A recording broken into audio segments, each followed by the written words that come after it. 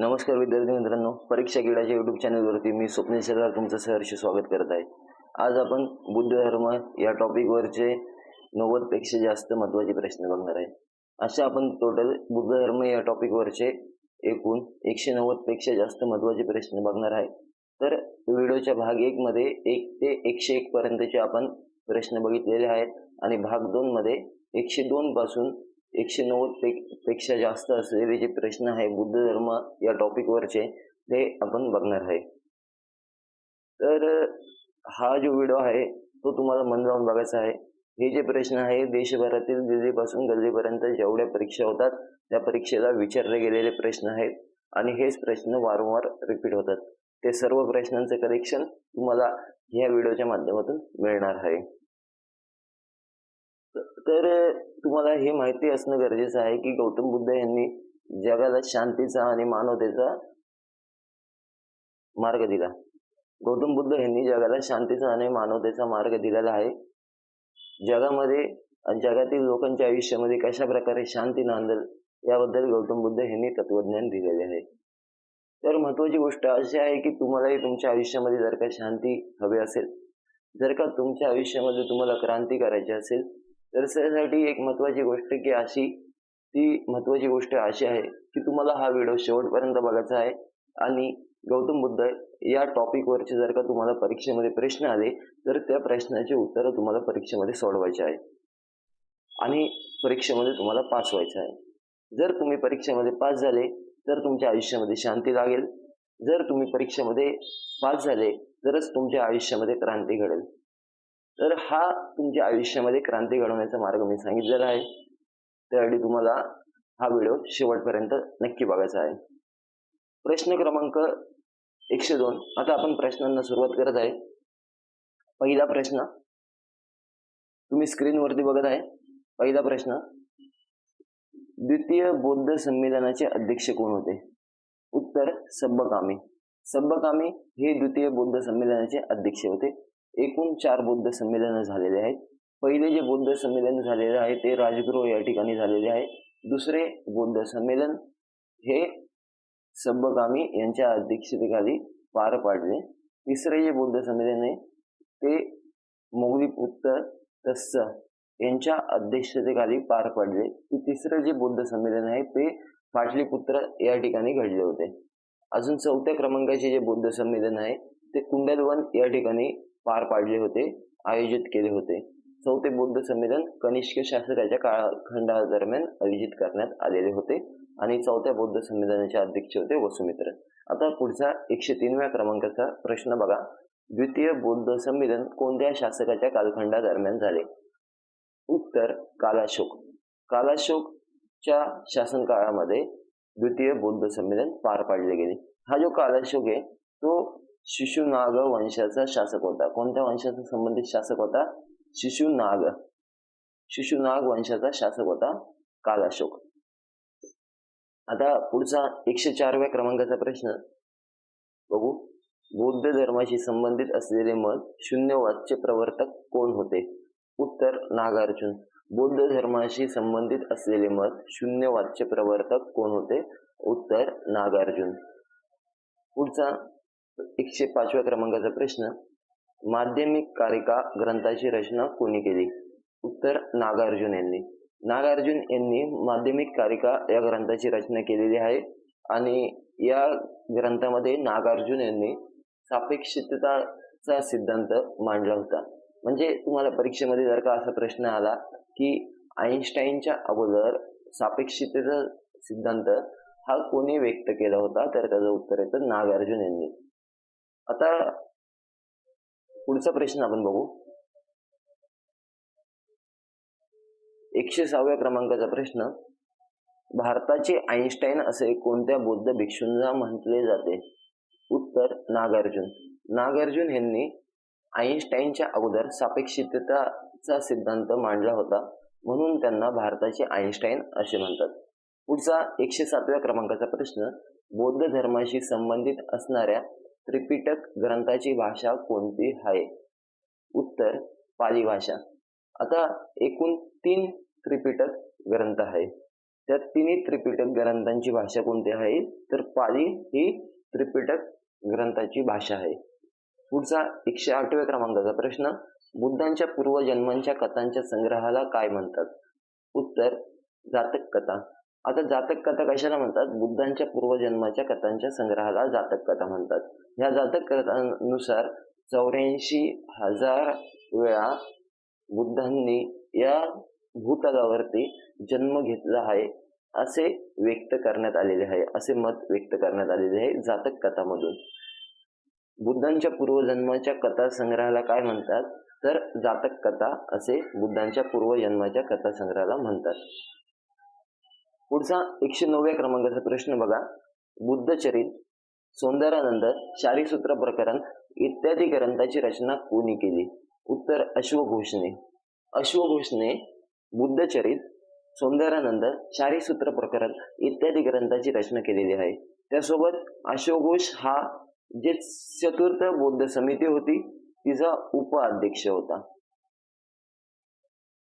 उपाध्यक्ष हा अश्वघोष होता चतुर्थ बौद्ध समितीचा. आणि अश्वघोष ह्याला कोणी आश्रय दिला होता? तर कनिष्क राजाने अश्वघोषला आश्रय दिला होता. कनिष्काच्या दरबारामध्ये अश्वघोष निवास करत होता. कनिष्क हा कुशाण वंशाचा आणि बौद्ध धर्माचा अनुयायी असलेला शासक आहे. आता पुढचा 110व्या क्रमांकाचा प्रश्न बघू. 110व्या क्रमांकाच्या प्रश्नामध्ये विचारण्यात आले आहे, तृतीय बौद्ध संमेलन कोणत्या ठिकाणी पार पाडले गेले? एकूण 4 बौद्ध संमेलन झाले होते, त्यापैकी तृतीय बौद्ध संमेलनावरती हा प्रश्न विचारण्यात आलेला आहे. तृतीय बौद्ध संमेलन हे पाटलीपुत्र या ठिकाणी पार पाडलेले आहे. पुढचा 111व्या क्रमांकाचा प्रश्न, तृतीय बौद्ध संमेलनाचे अध्यक्ष कोण होते? उत्तर, मोगलीपुत्र तिस्स. मोगलीपुत्र तिस्स हे तृतीय बौद्ध संमेलनाचे अध्यक्ष होते. आता 112व्या क्रमांकाचा प्रश्न, तृतीय बौद्ध संमेलन कोणत्या शासकाच्या शासनकाळादरम्यान आयोजित केले गेले होते? उत्तर, अशोकाच्या. सम्राट अशोकाच्या शासनकाळादरम्यान तृतीय बौद्ध संमेलन आयोजित केले गेले होते, पाटलीपुत्र या ठिकाणी. आता पुढचं एक वाक्य तुम्हाला बघायचं आहे, ते सेंटेन्स तुम्ही बघा, नीट लक्ष द्या. नालंदा विश्वविद्यालय बौद्ध धर्माच्या हिनयान संप्रदायाशी संबंधित होते, तर विक्रमशिला विश्वविद्यालय बौद्ध धर्माच्या महायान संप्रदायाशी संबंधित होते. आता जे विक्रमशिला विश्वविद्यालय आहे त्याची स्थापना पाल वंशाचा शासक धर्मपाल यांनी केलेली होती. विक्रमशिला विश्वविद्यालयाची स्थापना कोणी केली? तर पाल वंशाचा शासक धर्मपाल यांनी विक्रमशिला विश्वविद्यालयाची स्थापना केली होती. बौद्ध धर्माचे शिक्षण केंद्र असलेले विक्रमशिला विद्यालयाची स्थापना पाल वंशाचा शासक धर्मपाल यांनी केली होती. आता आपण पुढचा प्रश्न बघू. 113व्या क्रमांकाचा प्रश्न, विक्रमशिला विश्वविद्यालयाची निर्मिती कोणी केली? उत्तर, पाल वंशाचा शासक धर्मपाल. आता धर्मपाल हा जो पाल वंशाचा शासक आहे याने विक्रमशिला विश्वविद्यालयाची स्थापना केली होती. आता हे जे पाल वंश हे नेमकं कोणत्या ठिकाणी शासन करत होते? तर हे शासन करत होते बंगाल या ठिकाणी पाल वंश शासन करत होते. अजून एक महत्वाची गोष्ट ती म्हणजे पाल वंशाचा संस्थापक देखील परीक्षेमध्ये प्रश्न विचारला होता, तर ते माहिती तुम्हाला असणे गरजेचं आहे. पाल वंशाचा संस्थापक कोण होता? तर पाल वंशाचा जो संस्थापक होता त्याचं नाव होतं गोपाल. गोपाल हा पाल वंशाचा संस्थापक शासक होता. पुढचा 114व्या क्रमांकाचा प्रश्न बघा, लाईट ऑफ आशिया किंवा आशियाचा प्रकाश असे कोणाला म्हटले जाते? उत्तर, गौतम बुद्ध यांना. गौतम बुद्ध यांना लाईट ऑफ आशिया किंवा आशियाचा प्रकाश असे म्हटले जाते. 115व्या क्रमांकाचा प्रश्न, गौतम बुद्ध यांना लाईट ऑफ आशिया कोणी म्हटले? उत्तर, एडविन अर्नाल्ड यांनी.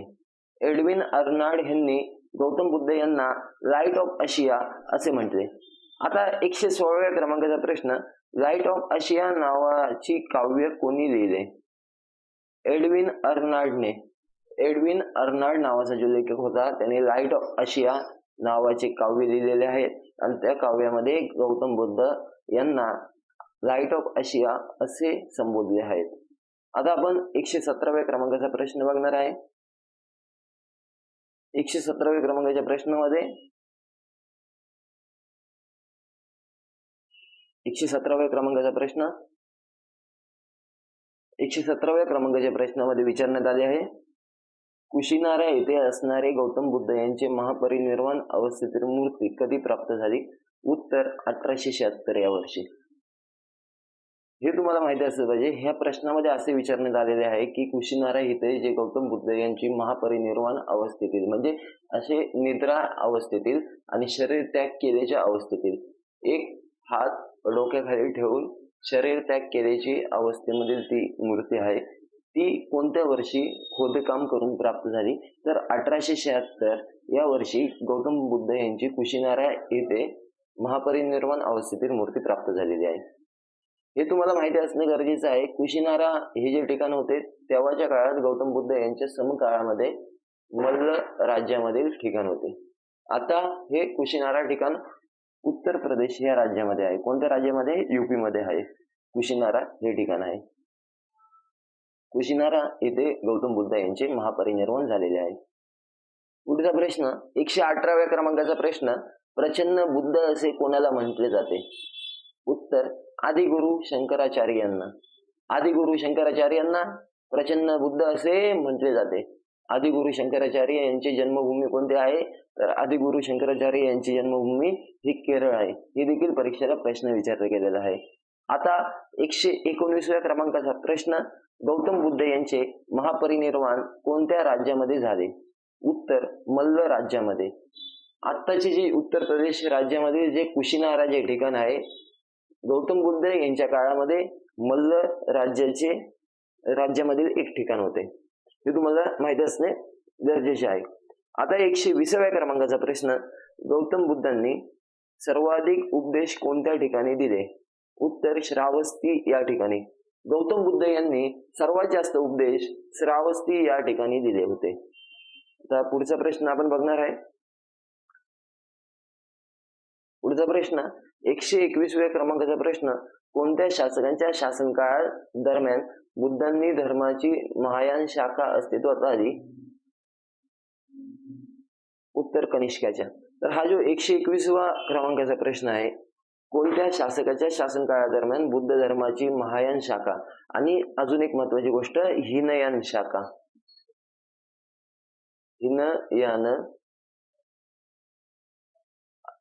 हीनयान आणि महायान ह्या ज्या दोन शाखा आहे बुद्ध धर्माच्या कनिष्क शासकाच्या शासनकाळादरम्यान अस्तित्वामध्ये आल्या. आता पुढचा प्रश्न 122व्या क्रमांकाचा प्रश्न बघणार आहे,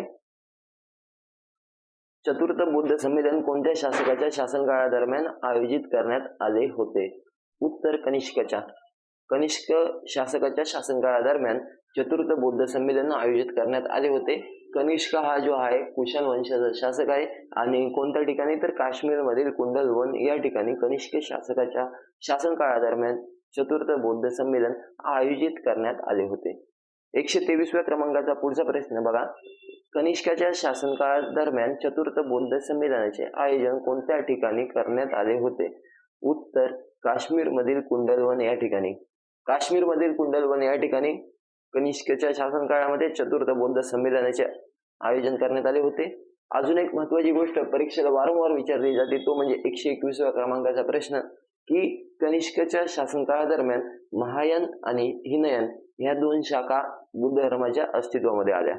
आता 124व्या क्रमांकाचा प्रश्न बघा, चतुर्थ बौद्ध संमेलनाचे अध्यक्ष कोण होते? उत्तर वसुदेव.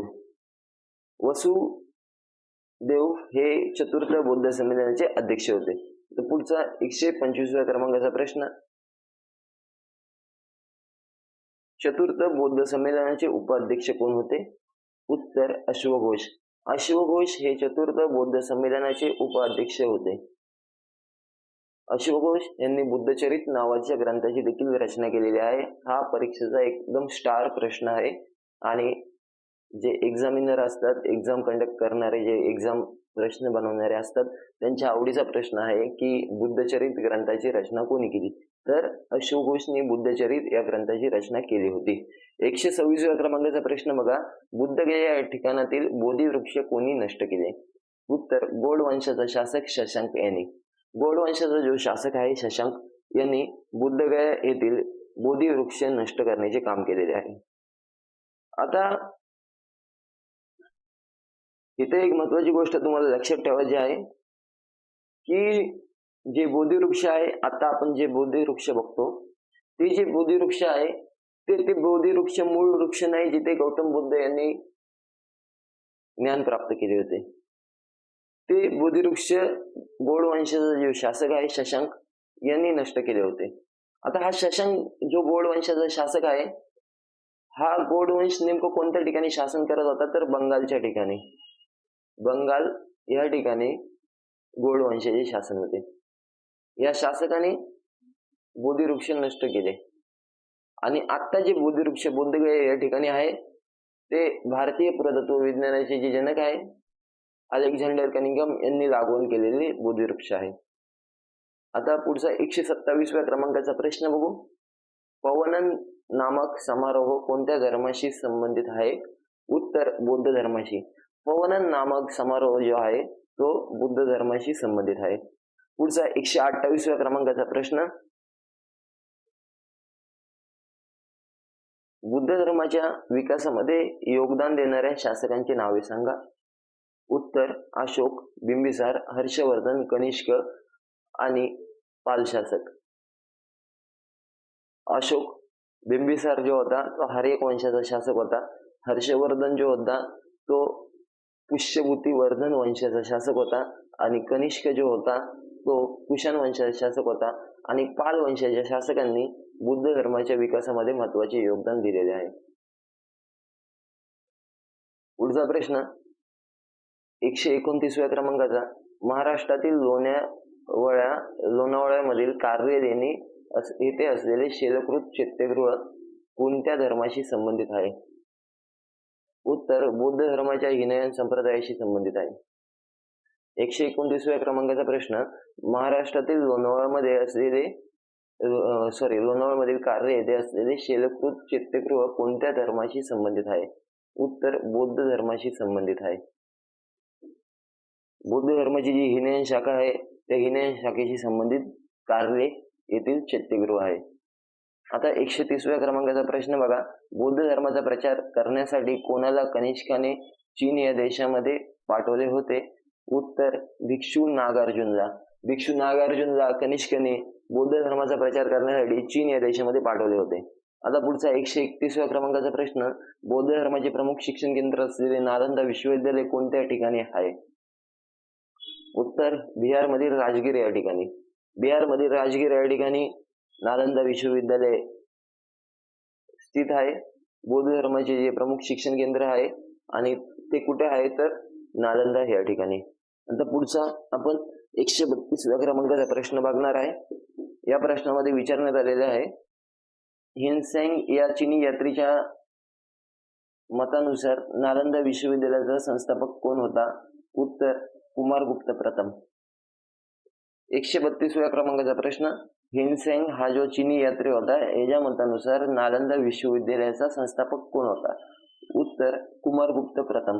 आता जो कुमारगुप्त प्रथम आहे यासाठी हिनसेंग याने कोणता शब्द वापरला आहे तर शक्रादित्य. शक्रादित्य असे हिनसेंगनी कुमारगुप्त प्रथम याला म्हटले आहे. कुमारगुप्त प्रथम हा जो आहे तो गुप्त वंशाचा शासक होता. कोणत्या वंशाचा शासक होता तर गुप्त वंशाचा एक शासक राजा होता. आता 133व्या क्रमांकाचा प्रश्न बघू. भगवान गौतम बुद्ध यांनी सांगितलेले 4 आर्य सत्य सांगा. तर गौतम बुद्ध यांनी मानवाच्या कल्याणासाठी 4 आर्य सत्य सांगितलेले आहे. ते 4 आर्य सत्य कोणते तर बघणार आहे. विश्वामध्ये दुःख आहे, दुःखाचे कारण आहे, दुःखाचे निवारण करता येते आणि दुःखाचे निवारण करण्यासाठी अष्टांगिक मार्गाचा अवलंब केला पाहिजे. हे गौतम बुद्ध यांनी 4 आर्य सत्य सांगितले आहे.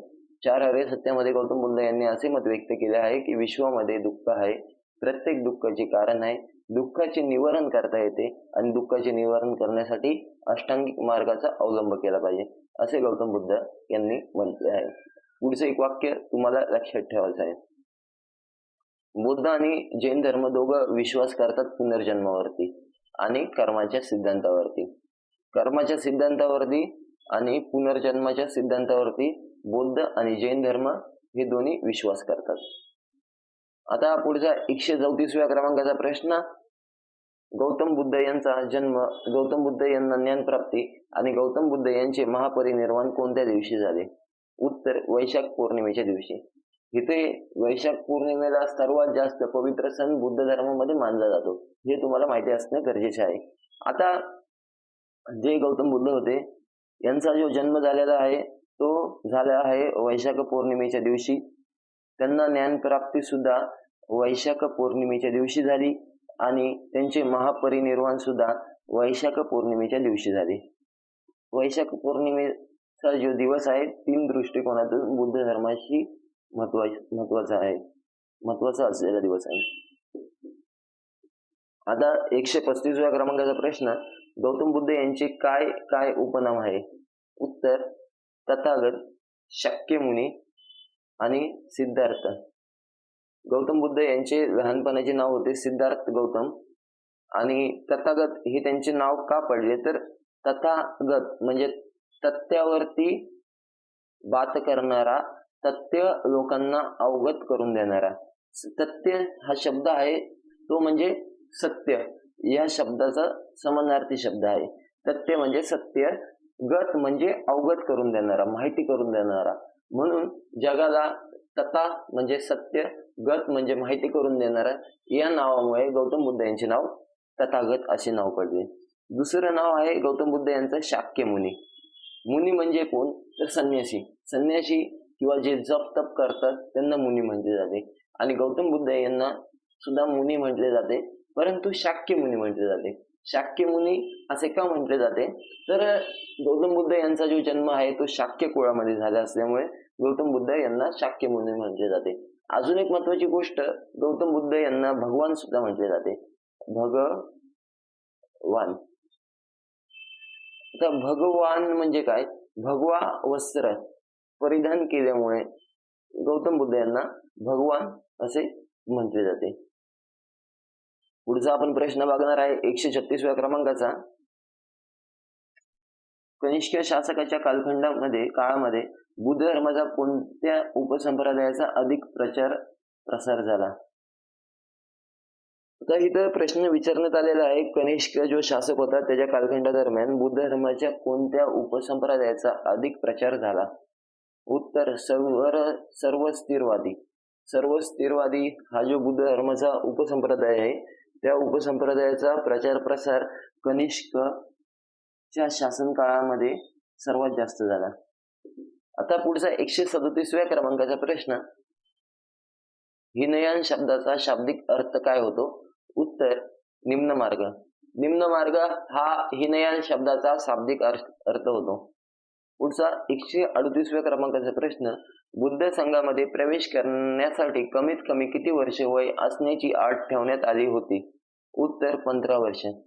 बुद्ध संघामध्ये ज्या कोणत्या व्यक्तीला बुद्ध धर्मामध्ये प्रवेश करायचा असेल तर त्या व्यक्तीचे वय कमीत कमी 15 वर्ष असणे गरजेचे आहे अशी अट ठेवण्यात आलेली होती. आता पुढचा 139व्या क्रमांकाचा प्रश्न, बौद्ध धर्माशी संबंधित असणाऱ्या महत्वाच्या साहित्यांची नावे सांगा. उत्तर दीपवंश आणि महावंश हे जे ग्रंथ आहे हे बौद्ध धर्माशी संबंधित असणारे ग्रंथ आहे. प्रजापारमिता आणि ललित विस्तार हे 4 ग्रंथ बुद्ध धर्माशी संबंधित असणारे ग्रंथ आहे. अजून एक महत्वाची गोष्ट, दीपवंश आणि महावंश हे जे बौद्ध धर्माशी संबंधित असलेले ग्रंथ आहे या ग्रंथामध्ये असे मत व्यक्त केले होते की सम्राट अशोकाने राजसिंहासन प्राप्त करण्यासाठी आपल्या 99 भावाची हत्या केली होती. आता पुढचा प्रश्न बघू, 140व्या क्रमांकाचा प्रश्न, बुद्धांच्या 84,000 पूर्वजन्मांच्या कथांच्या संग्रहाचे नाव काय आहे? उत्तर जातक कथा. जातक कथामध्ये गौतम बुद्ध यांच्या 84,000 पूर्वजन्मांच्या कथांचा संग्रह आहे. पुढचा 141व्या क्रमांकाचा प्रश्न, विश्व हे दुःखाने भरलेले आहे असे कथन कोणी केले? उत्तर भगवान गौतम बुद्धांनी. भगवान गौतम बुद्धांनी विश्व हे दुःखाने भरलेले आहे, संसार हा दुःखमय आहे असे मत व्यक्त केले होते. आता 142व्या क्रमांकाचा प्रश्न बघा, बुद्ध संघाचे नियम कोणत्या पिटक ग्रंथामध्ये आहे? उत्तर अभिधम्म पिटक ग्रंथामध्ये. अभिधम्म पिटक या ग्रंथामध्ये बुद्ध संघाचे नियम प्रकाशित करण्यात आलेले आहे. पुढचा प्रश्न 143व्या क्रमांकाचा, वज्रयान कोणत्या धर्माची उपशाखा आहे? उत्तर बुद्ध धर्माची. बुद्ध धर्माची उपशाखा कोणती आहे? तर वज्रयान. वज्रयान ही बुद्ध धर्माची उपशाखा आहे. पुढचा प्रश्न बघू, 144व्या क्रमांकाचा पुढचा प्रश्न. या प्रश्नामध्ये असे विचारण्यात आलेले आहे, बुद्ध ग्रंथ सुत्त पिटकची रचना कोणी केली? उत्तर भिक्षू आनंद यांनी. भिक्षू आनंद यांनी बुद्ध धर्माच्या सुत्त पिटक या ग्रंथाची रचना केलेली आहे. आता पुढचा प्रश्न 145व्या क्रमांकाचा पुढचा प्रश्न, कितव्या बौद्ध संमेलनामध्ये पाली भाषेच्या ऐवजी संस्कृत भाषेचा वापर धर्माचा प्रचार प्रसार करण्यासाठी करण्याचे मान्य करण्यात आले? उत्तर 4थ्या बौद्ध संमेलनामध्ये. चतुर्थ बौद्ध संमेलन हे काश्मीरमधील कुंडलवन या ठिकाणी कनिष्क शासकाच्या कालखंडामध्ये आणि वसुदेव यांच्या अध्यक्षतेमध्ये आणि अशोक घोष यांच्या उपाध्यक्षतेखाली पार पाडण्यात आले होते. इसवी सन पूर्व 78च्या सुमारासमध्ये. तर त्या चतुर्थ बौद्ध संमेलनामध्ये महत्वाची गोष्ट घडली ते म्हणजे हिनयान आणि महायान हे जे दोन आहे बुद्धांच्या शाखा, बुद्ध धर्मांच्या शाखा तयार झाल्या. आणि चतुर्थ बौद्ध संमेलनामध्ये पाली ऐवजी संस्कृत भाषेचा वापर धर्माचा प्रचार करण्यासाठी वापरण्यात येण्याचे मान्य करण्यात आले. पुढचा 145व्या क्रमांकाचा प्रश्न, भारताच्या बाहेरच्या देशामध्ये सर्वात जास्त बौद्ध धर्माचा प्रचार करण्याचे श्रेय कोणत्या शासकाला दिले जाते? उत्तर सम्राट अशोकाला. सम्राट अशोकाने भारताच्या बाहेर सर्वात जास्त प्रमाणामध्ये बौद्ध धर्माचा प्रचार प्रसार करण्याचे कार्य केलेले आहे.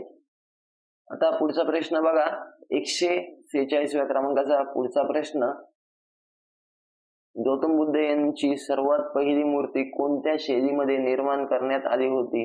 उत्तर मथुरा शैलीमध्ये. मथुरा कला शैलीमध्ये गौतम बुद्ध यांची सर्वात पहिली मूर्ती तयार करण्यात आली होती.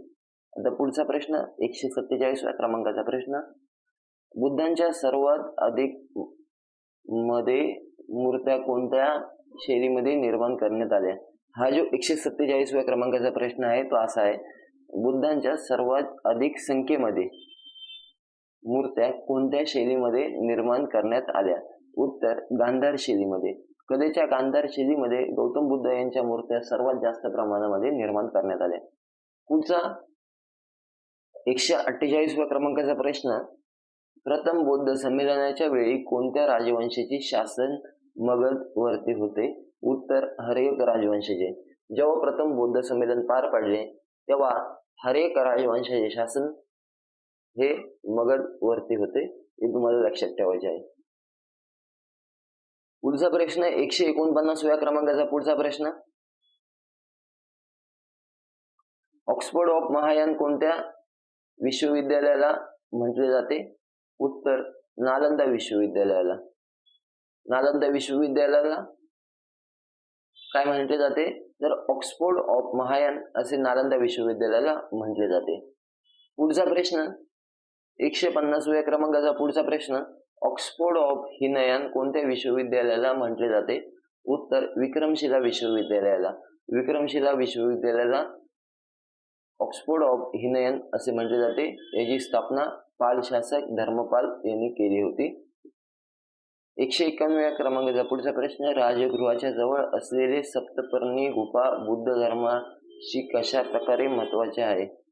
आता तुम्हाला सप्तपर्णी गुफेबद्दल माहिती असणे गरजेचे आहे. हे सप्तपर्णी गुफा इतिहासाच्या दृष्टिकोनातून कशा प्रकारे महत्वाची आहे ही गोष्ट तुम्हाला माहिती असणे गरजेचे आहे. आता राजगृह हे ठिकाण कुठे आहे? तर बिहारमध्ये आहे. बिहारमध्ये जे राजगृह ठिकाण आहे त्या ठिकाणामध्ये सप्तपर्णी नावाच्या गुफा आहे. या गुफा बुद्ध धर्माशी कशा प्रकारे महत्वाच्या आहे हे तुम्हाला प्रश्नामध्ये विचारण्यात आलेले आहे. उत्तर, या ठिकाणी प्रथम बौद्ध संमेलनाचे आयोजन करण्यात आले होते. तर प्रथम बौद्ध संमेलनाचे आयोजन कोणत्या ठिकाणी करण्यात आले होते? तर सप्तपर्णी गुफेमध्ये प्रथम बौद्ध संमेलनाचे आयोजन करण्यात आले होते. आता पुढचा 152व्या क्रमांकाचा प्रश्न, बोरोबुदूर बौद्ध स्तूप कोणत्या देशामध्ये आहे? उत्तर इंडोनेशिया. इंडोनेशिया देशामध्ये बोरोबुदूर बौद्ध स्तूप आहे. 153व्या क्रमांकाचा पुढचा प्रश्न, तृतीय बौद्ध संमेलन कोणत्या राजवंशाच्या शासनकाळादरम्यान झाले? उत्तर मौर्य राजवंशाच्या शासनकाळादरम्यान. तृतीय बौद्ध संमेलन मौर्य वंशाच्या शासनकाळादरम्यान आयोजित करण्यात आले होते. पुढचा 154व्या क्रमांकाचा प्रश्न, तर्कशास्त्र या विषयाची प्रगती कोणत्या धर्माच्या प्रभावाने झाली? उत्तर बौद्ध धर्माच्या. बौद्ध धर्माच्या प्रभावाने तर्कशास्त्र या विषयाची प्रगती झाली होती. तर आपण पुढचा प्रश्न बघणार आहे, बौद्ध धर्माशी संबंधित असणाऱ्या स्तूपांची नावे सांगा. उत्तर सांची स्तूप, अमरावती स्तूप, भैरव स्तूप आणि सारनाथ स्तूप. हे जे स्तूप आहे हे बौद्ध धर्माशी संबंधित असणारे स्तूप आहे. आता पुढचा 156व्या क्रमांकाचा प्रश्न, महायान संप्रदायाचे महत्वपूर्ण बुद्ध ग्रंथ कोणता आहे? उत्तर प्रजापारमिता सूत्र. प्रजापारमिता सूत्र हा महायान संप्रदायाचा महत्वाचा ग्रंथ आहे,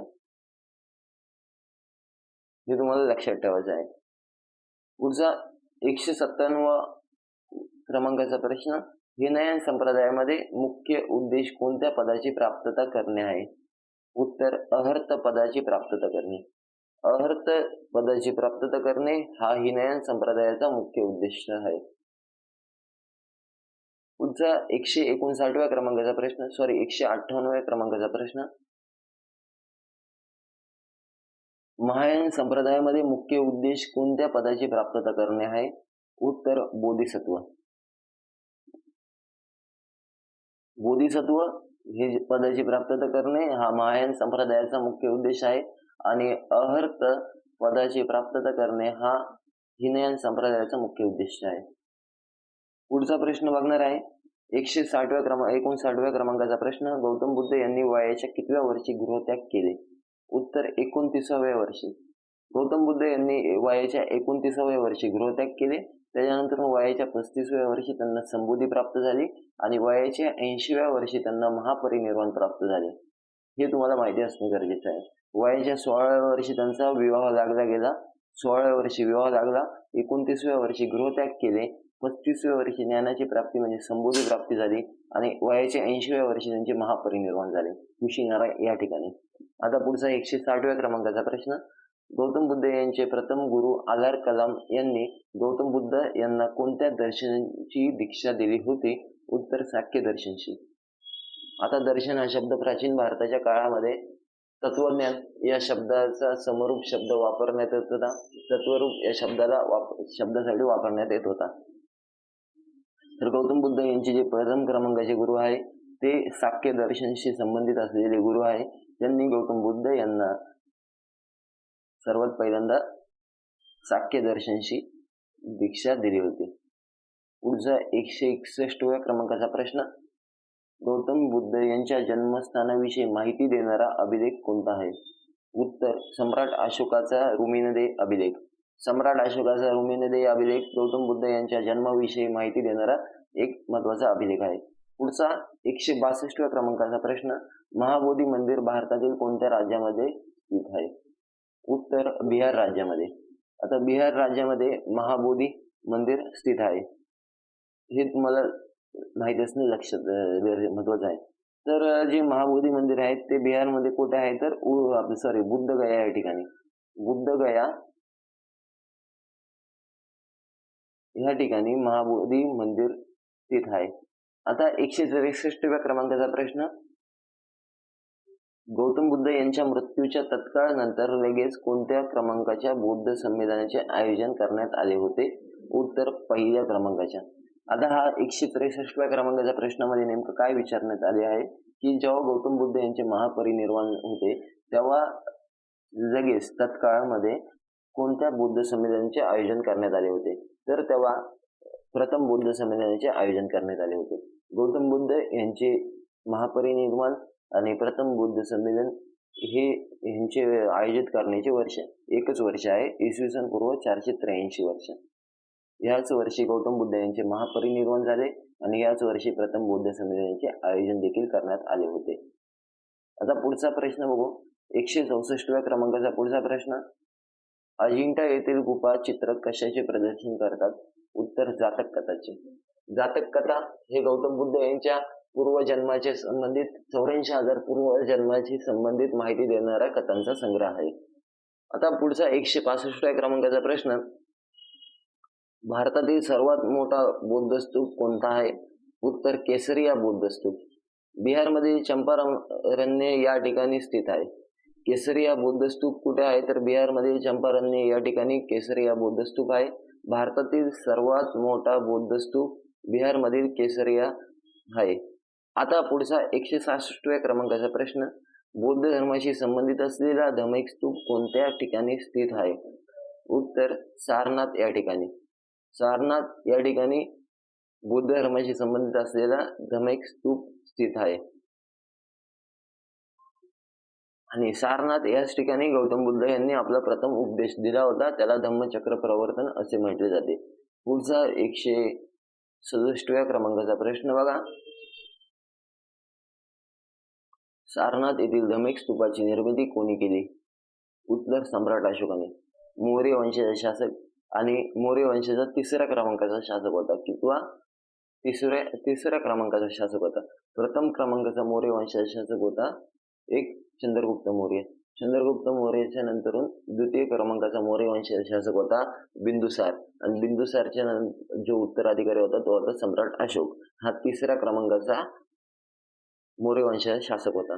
पुढचा प्रश्न 168व्या क्रमांकाचा. बौद्ध धर्माशी संबंधित असलेल्या धम्मिक स्तूप कोणत्या प्रदेश बौद्ध धर्माशी संबंधित असलेला धम्मिक स्तूप उत्तर प्रदेशामध्ये कोणत्या जिल्ह्यामध्ये स्थित आहे? उत्तर वाराणसी. तर बौद्ध धर्माशी संबंधित असलेला धम्मिक स्तूप उत्तर प्रदेशामध्ये कोणत्या जिल्ह्यामध्ये स्थित आहे? तर वाराणसी जिल्ह्यामध्ये हा जो आहे धम्मिक स्तूप स्थित आहे.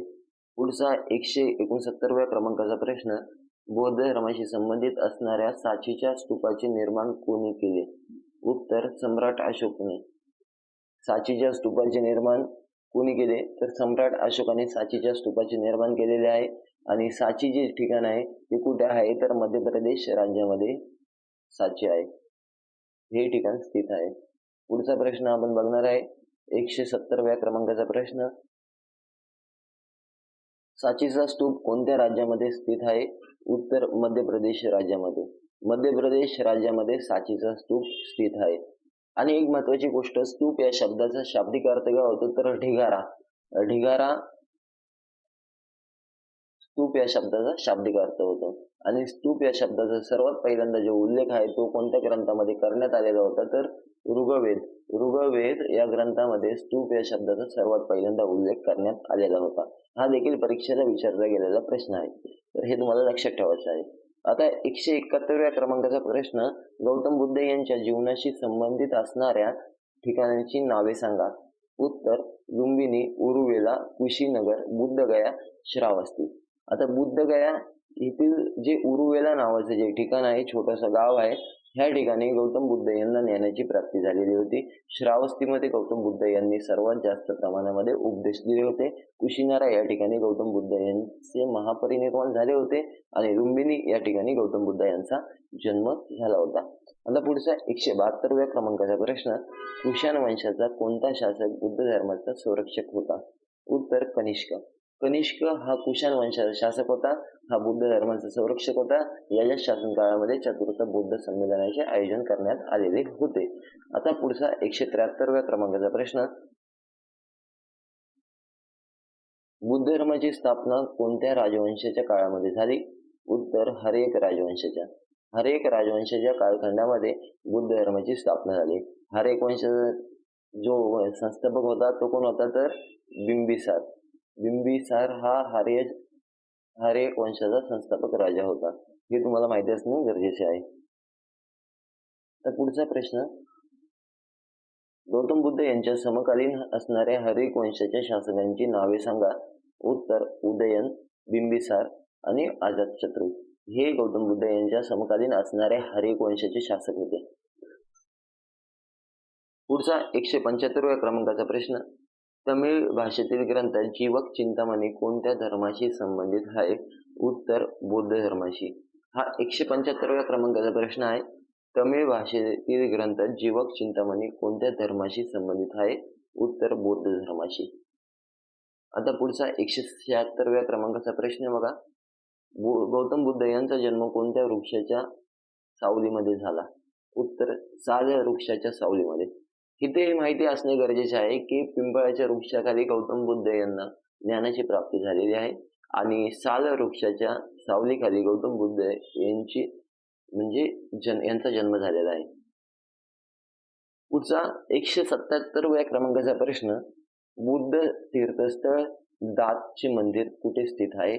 उत्तर श्रीलंका देशामध्ये. श्रीलंका देशामध्ये गौतम बुद्ध यांच्याशी संबंधित असलेले तीर्थस्थळ दातचे मंदिर स्थित आहे. आता हे दातचे मंदिर, या मंदिराला दातचे मंदिर असे नाव का पडले? कारण की इथे गौतम बुद्ध यांच्या दाताचे अवशेष आहेत या मंदिरामध्ये, म्हणून या मंदिराचे नाव दातचे मंदिर असे ठेवण्यात आलेले आहे. आता पुढचा 178व्या क्रमांकाचा प्रश्न, गौतम बुद्ध यांचे महापरिनिर्वाण कधी झाले? उत्तर इसवी सन पूर्व 483 या वर्षी. इसवी सन पूर्व 483 या वर्षी गौतम बुद्ध यांचे महापरिनिर्वाण झाले आणि प्रथम बौद्ध संमेलन देखील इसवी सन पूर्व 483 या वर्षी झाले आणि द्वितीय बौद्ध संमेलन 383 या वर्षी झाले. 383 या वर्षी झाले द्वितीय बौद्ध संमेलन. पुढचा प्रश्न बघू, 169व्या क्रमांकाचा पुढचा प्रश्न, सम्राट अशोकाला कोणी बौद्ध धर्माची दीक्षा दिली? उत्तर उपगुप्त नावाच्या बौद्ध भिक्षूंनी. उपगुप्त नावाच्या बौद्ध भिक्षूंनी सम्राट अशोकाला बौद्ध धर्माची दीक्षा दिली होती. पुढचा 180व्या क्रमांकाचा प्रश्न, बौद्ध धर्माच्या अन्वयांची संख्या सर्वात जास्त कोणत्या राज्यामध्ये आहे? उत्तर महाराष्ट्र राज्यामध्ये. महाराष्ट्र राज्यामध्ये बौद्ध धर्माच्या अन्वयांची सर्वात जास्त संख्या आहे. पुढचा 181व्या क्रमांकाचा प्रश्न, 16 महाजन पदाचा उल्लेख कोणत्या बौद्ध ग्रंथामध्ये मिळतो? उत्तर अगुंतर निकाय. अगुंतर निकाय या ग्रंथामध्ये 16 महाजन पदाचा उल्लेख मिळतो. आता महाजन पद म्हणजे काय? त्या काळचे जे मोठे राज्य होते त्या मोठ्या राज्यांसाठी महाजन पद हा शब्द वापरण्यात येत होता. अजून एक महत्वाची गोष्ट, अगुंतर निकाय यामध्ये 16 महाजन पदाचा उल्लेख येतो आणि जैन ग्रंथ भगवती सुत्त या ग्रंथामध्ये देखील 16 महाजन पदाचा उल्लेख मिळतो. पुढचा 182व्या क्रमांकाचा प्रश्न, सम्राट अशोकाच्या काळामध्ये तृतीय बौद्ध संमेलनाचे आयोजन झाल्याची माहिती आपल्याला कोणत्या ग्रंथातून मिळते? उत्तर दीपवंश आणि महावंश. दीपवंश आणि महावंश या ग्रंथातून आपल्याला सम्राट अशोकाच्या काळामध्ये तृतीय बौद्ध संमेलनाचे आयोजन करण्यात आले होते याची आपल्याला माहिती मिळते. पुढचा 183व्या क्रमांकाचा प्रश्न, निरंजना नदीच्या काठावरती स्थित असलेले बौद्ध धर्माचे संबंधित पवित्र ठिकाण कोणते आहे? उत्तर बुद्धगया. बुद्धगया हे जे ठिकाण आहे हे ठिकाण निरंजन नदीच्या काठावरती स्थित आहे. आता निरंजन नदीचे नवीन नाव, आपले अजून एक नाव आहे, ते नाव आहे पुनपुन नदी. पुनपुन नदी आणि फाल्गुन नदी. तर निरंजना नदीच्या ऐवजी जर का पुनपुन नदीच्या काठावरती किंवा फाल्गुन नदीच्या काठावरती बौद्ध धर्माशी संबंधित असलेले पवित्र ठिकाण कोणते, असा जरी प्रश्न परीक्षेला तुम्हाला विचारण्यात आला तर त्याचं उत्तर तुम्हाला सांगायचं आहे बुद्धगया. पुढचा 184व्या क्रमांकाचा प्रश्न, गौतम बुद्ध यांची उभी प्रतिमा कोणत्या राजवंशाच्या कालखंड दरम्यान निर्माण झाली? उत्तर कुशाण राजवंशाच्या कालखंडादरम्यान. गौतम बुद्ध यांची हुबी प्रतिमा कोणत्या राजवंशाच्या कालखंडादरम्यान निर्माण करण्यात, म्हणजे हुबी प्रतिमा कोणत्या राजवंशाच्या कालखंडादरम्यान निर्माण व्हायला सुरुवात होऊ राहिली? तर कुशाण राजवंशाच्या कालखंडादरम्यान गौतम बुद्ध यांची हुबी प्रतिमा निर्माण होऊ लागली. तर पुढचा 185व्या क्रमांकाचा प्रश्न, निर्वाण शब्दाची अवधारणा स्पष्ट करा. निर्वाण म्हणजे काय? तृष्णारूपी अग्नीचे शमन करणे. म्हणजे आपली जी इच्छा असते ते सर्व इच्छा चे शमन करणे हा निर्वाण शब्दाचा शाब्दिक अर्थ होतो. आणि ते शमन करून जन्म आणि मृत्यूच्या चक्रातून स्वतःला मुक्त करून घेणे ही पूर्ण निर्वाण शब्दाची अवधारणा आहे. 186व्या क्रमांकाचा प्रश्न, बौद्ध धर्माशी संबंधित असणाऱ्या अजिंठाच्या गुफा कोणत्या नदीच्या काठावरती स्थित आहे? उत्तर, वाघूर नदीच्या काठावरती. आता बौद्ध धर्माशी संबंधित असणाऱ्या अजिंठाच्या गुफा ह्या वाघूर नदीच्या काठावरती स्थित आहे. पुढचा 187व्या क्रमांकाचा प्रश्न, चैत्य आणि विहार यांच्यामधील फरक स्पष्ट करा. हा UPSC ला आलेला प्रश्न आहे. चैत्य आणि विहार यांच्यामधील फरक स्पष्ट करा. चैत्य हे पूजेचे ठिकाण आहे, तर विहार हे भिक्षूंसाठी निवास करण्याचे ठिकाण आहे. आता पुढचा 188व्या क्रमांकाचा प्रश्न बघा. गौतम बुद्ध यांच्या प्रिय शिष्याचे नाव काय होते? गौतम बुद्ध यांच्या प्रिय शिष्याचे नाव होते आनंद. आनंद हे गौतम बुद्ध यांच्या प्रिय शिष्याचे नाव होते. ज्यांना बघून गौतम बुद्ध यांना आनंद वाटत असेल म्हणून त्यांच्या प्रिय शिष्याचे नाव हे आनंद होते, असं आपण समजलो आणि लक्षात ठेवू. पुढचा 189व्या क्रमांकाचा प्रश्न, बुद्ध धर्मामध्ये सर्वात जास्त पवित्र सण कोणता आहे? उत्तर, वैशाख पौर्णिमा.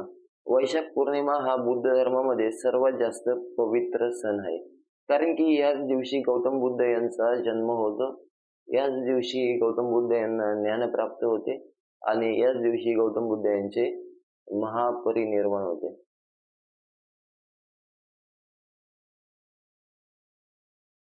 हे तुम्हाला माहिती असणे गरजेचे आहे. अनिश्वरवादाची मान्यता कोणत्या दोन धर्माचे तत्व आहे? 190व्या क्रमांकाचा प्रश्न, अनिश्वरवादाची मान्यता कोणत्या दोन धर्माचे तत्व आहे? उत्तर, बुद्ध धर्म आणि जैन धर्म. पुढचा 191व्या क्रमांकाचा प्रश्न बघा. ज्या पिंपळाच्या झाडाखाली गौतम बुद्ध यांना ज्ञानाची प्राप्ती झाली त्या झाडाचे कालांतराने काय नाव पडले?